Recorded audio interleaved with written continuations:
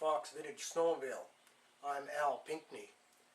This will be part 4 of our series on the CB750 SC Nighthawk videos.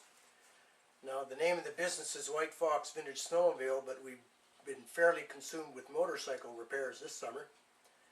Anyway, we've got a sort of an unexpected part 4, and I will explain to you as we go along what we're up to.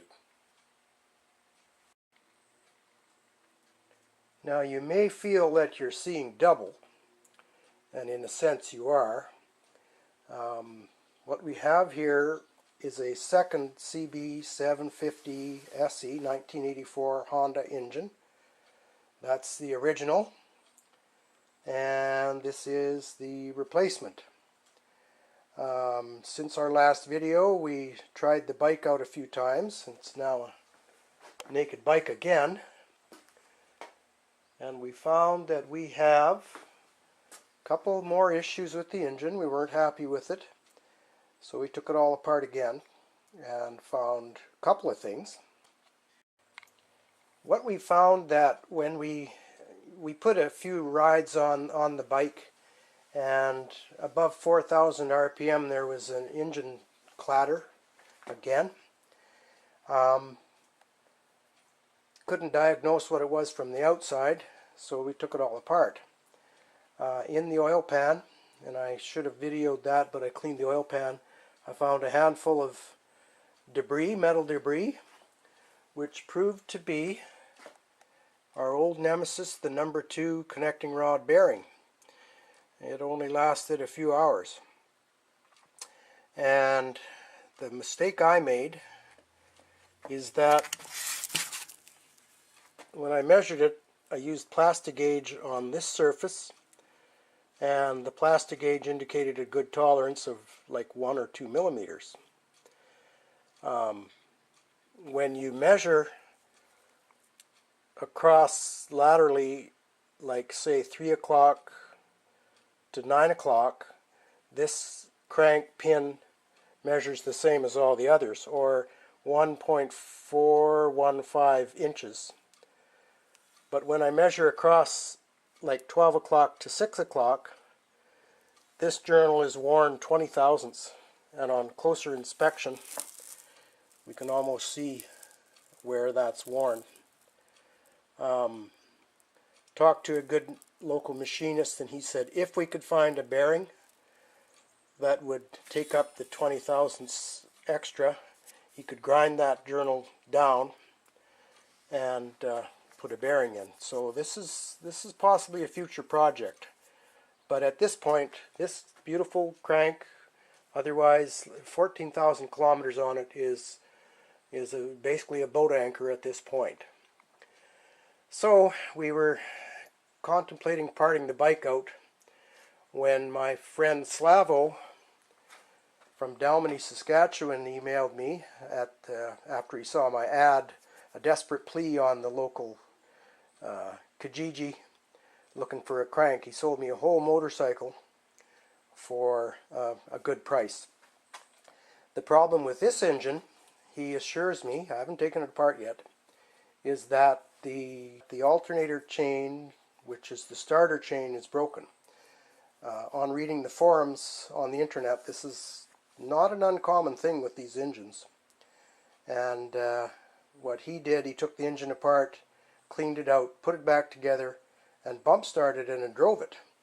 And he said it worked fine, shifted good, didn't burn any oil or smoke. So we're going to use the components off this engine that we need. The crank, probably the cylinders and pistons, because he said there was no oil consumption, and this turd over here seemed to smoke. So, and make one bike out of 2, and then I'll have a good selection of used parts to sell. And we're going to do the updates as the forums recommend. So that's where we're at. So here's our defective crankshaft. Cylinder number 1, 2, 3, and 4. Number 2 is the bad character. And I'll show you where I went wrong. So where I went wrong, I measured from 3 o'clock to 9 o'clock on this crank pin and came up with 1413. But when I measure from 12 o'clock to 6 o'clock, we're at 1396. So there's 16 thousandths out around on that crank. So that's the problem. Therefore, when the engine turned at up to 10,000 RPM, that tolerance started to hammer the bearing out. Then the bearing turned in the shell. So that's why we're up to a new crank. So we'll start by getting this heavy beast up on the workbench.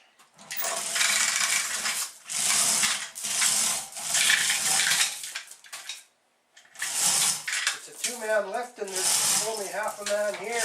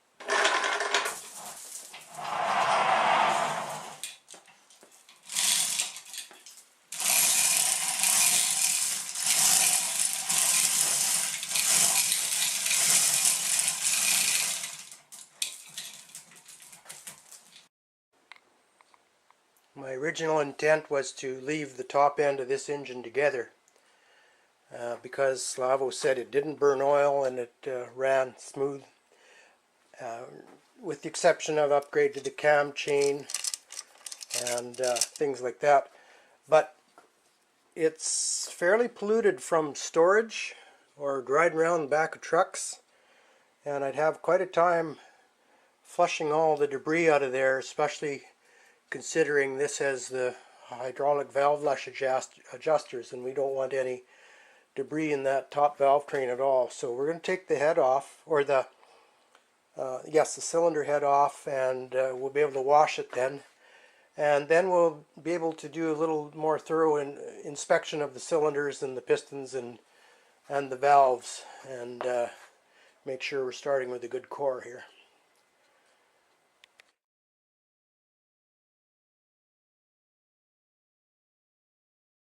What's good about this one is we've measured all the connecting rod clearances, and they're all good, or not factory perfect new, but they're all round, and there's 46K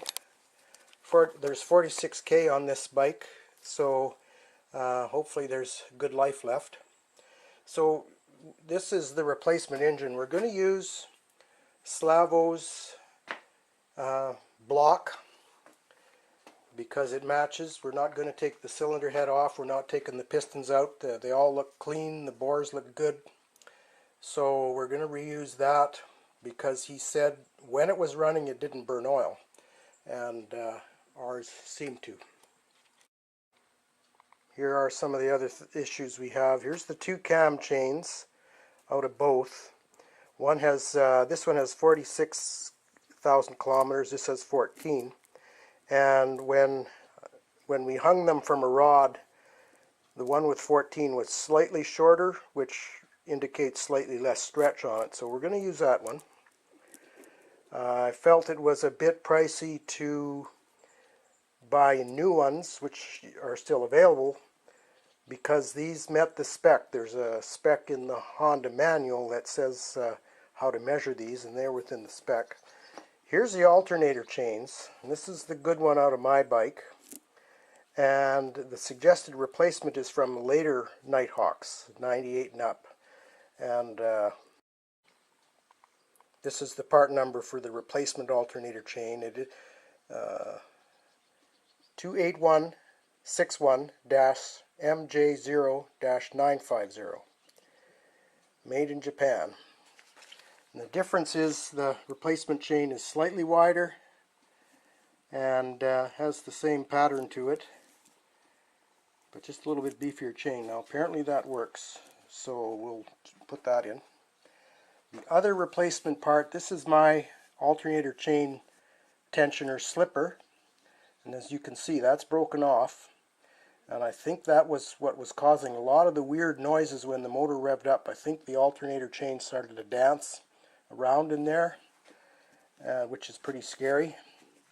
It probably wouldn't get loose because the tensioner rod still had good tension on the spring. But the rod is supposed to work through this little hole and it worked like an infinite ratchet, so as the chain wore, this would ratchet up a wee bit and hold the rod so it couldn't loosen.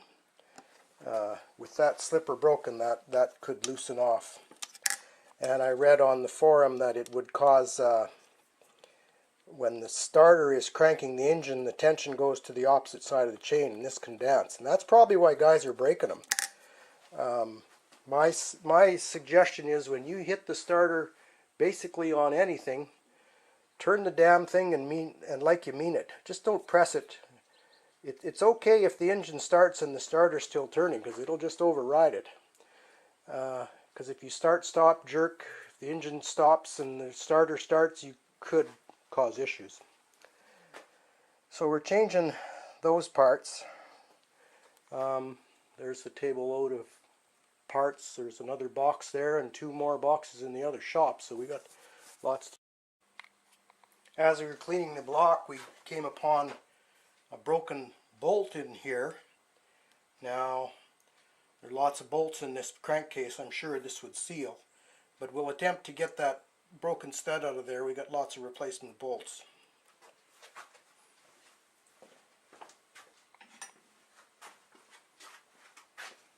It's not broken at a very happy angle. It's not a clean break.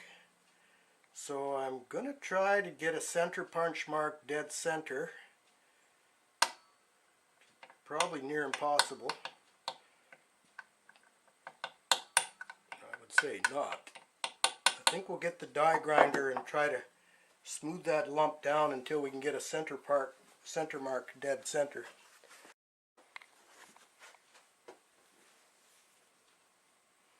Now this engine block will have to get thoroughly cleaned, but for now we'll just try to keep as much pollution and swarth, as John Mills calls it, out of the system.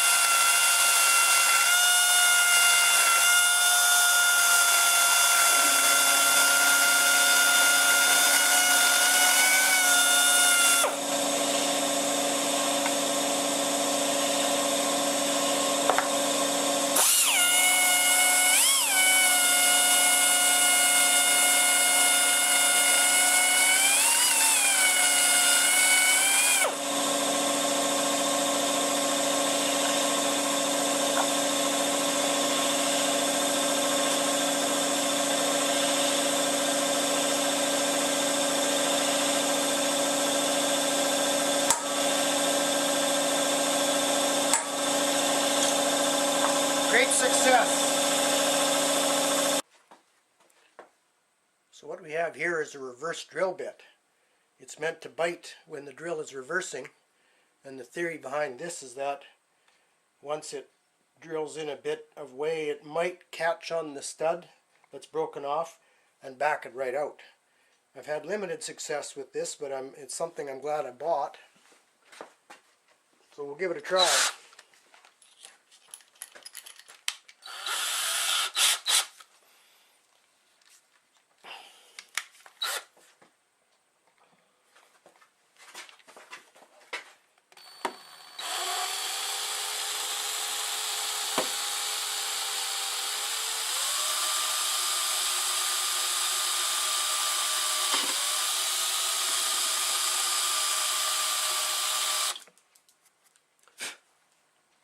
No luck yet.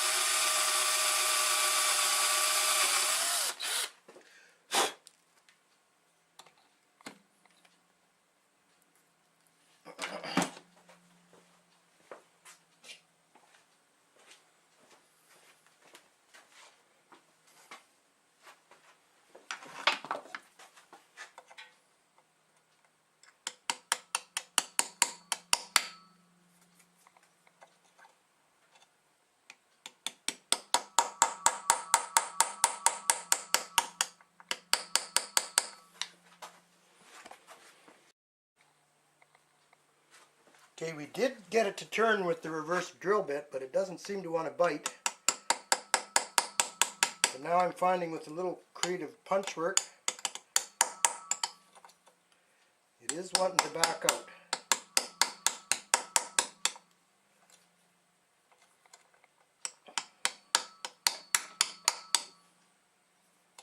Maybe.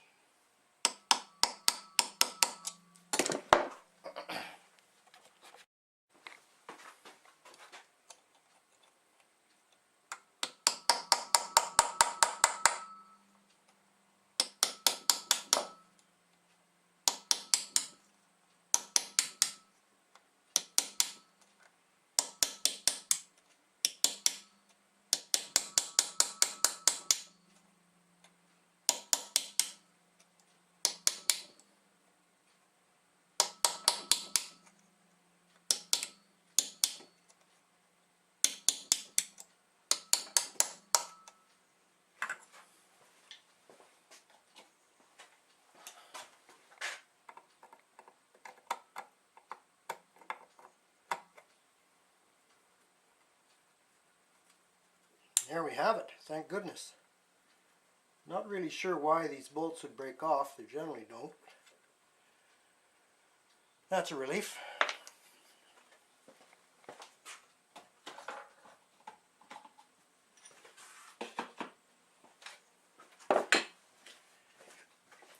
I will now put my reverse drill bits away in their special bag so they don't get confused with the real McCoy.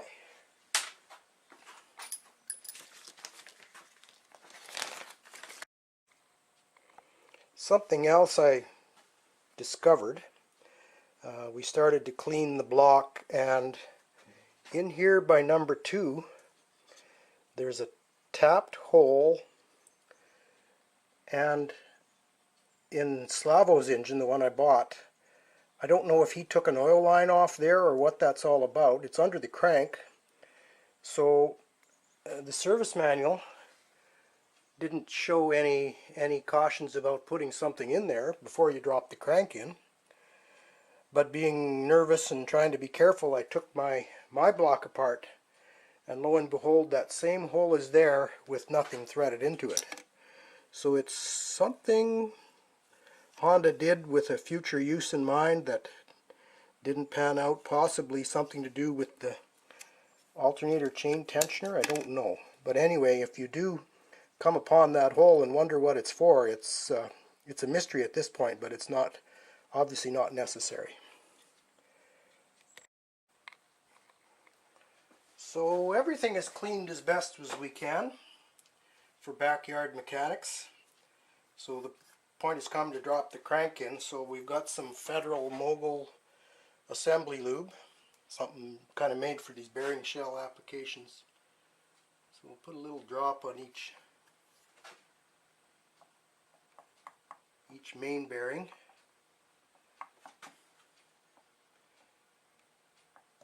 And each connecting rod bearing. I've made sure the bearings are indeed in there.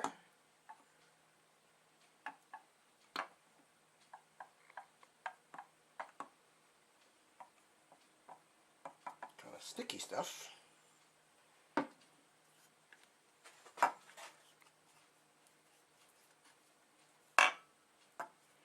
This will give the crucial part some initial lubrication until the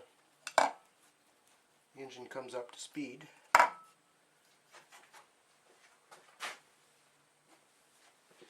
And I'll do a similar little application on the crank itself. I've already pre-oiled the cam chain and the alternator chain.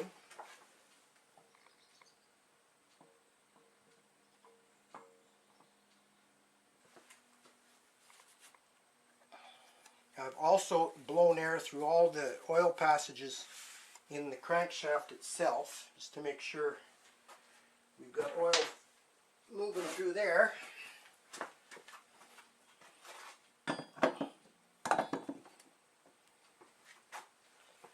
We'll rearrange the camera.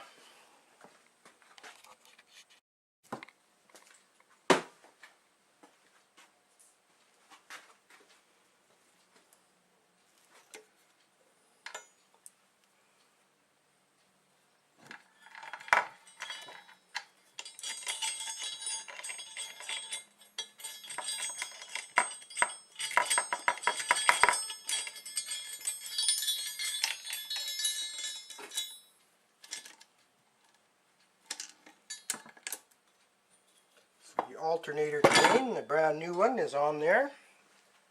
We picked the better of the two cam chains, we hope.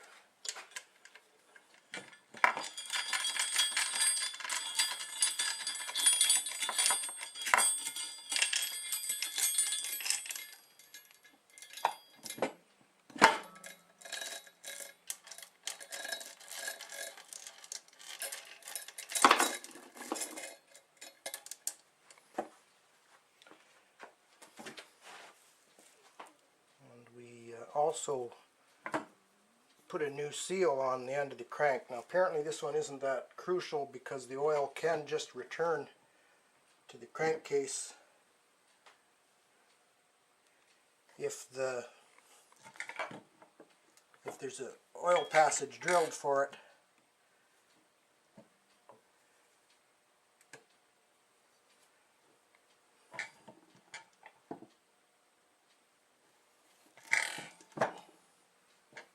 Just a matter of getting all our rods to line up. On close examination, I just noticed that some of our main bearing shells have just popped out of place, so they've got to sit concentric with the top engine case. There. And I'm not sure why this engine doesn't want to, the crankshaft doesn't want to drop in.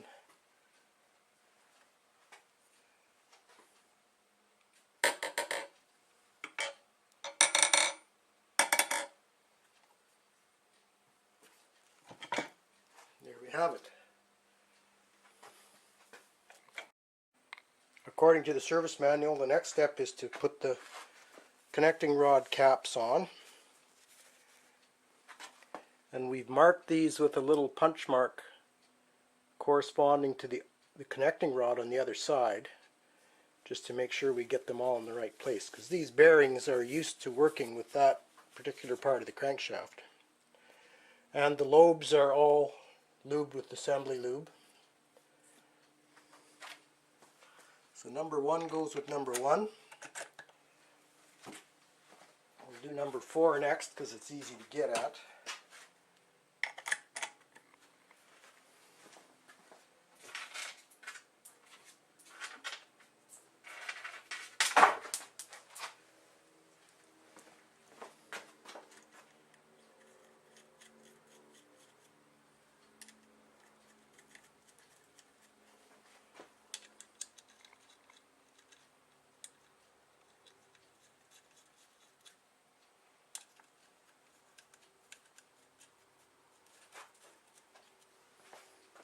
And at this point, we'll just sort of put the impact tools away and start going by hand, because I like to get a better feel. There is a torque spec for these. I think it's 22 to 24 foot-pounds.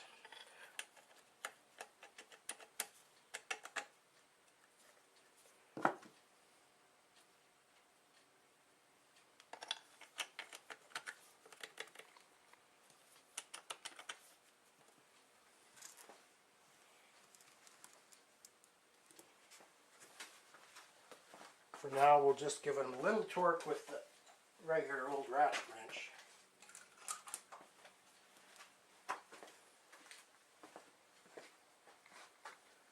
There are 2 elusive sockets in my shop. The 10mm is the worst offender, and the 12 is the second worst.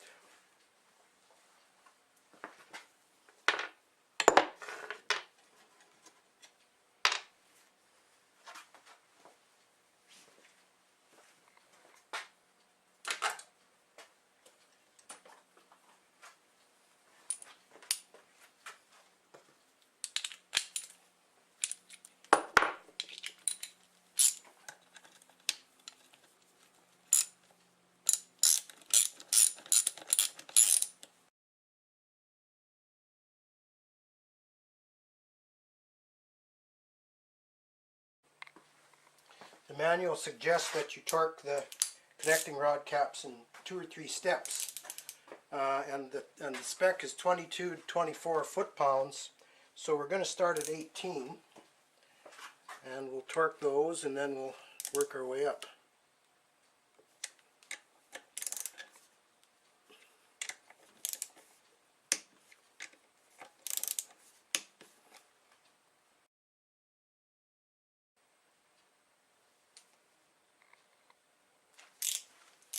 So here is approximately 22.